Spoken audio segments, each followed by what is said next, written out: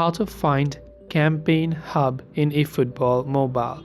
Hey everyone, welcome to the channel. In this video I will guide you on how you can find Campaign Hub in eFootball mobile. So without any further ado or delay, let's get started.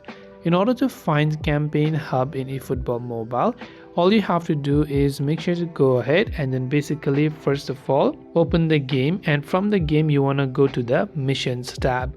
From missions, the first mission right here currently is Campaign Hub. So you can see right here, small letter also you can read, it says Campaign Hub. So if you select that, you can say this is the Campaign Hub that we currently have.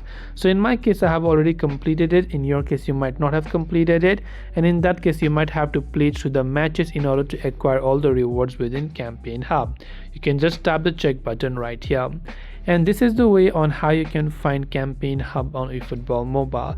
Hope this video helped you. Thank you for watching and see you in the next video.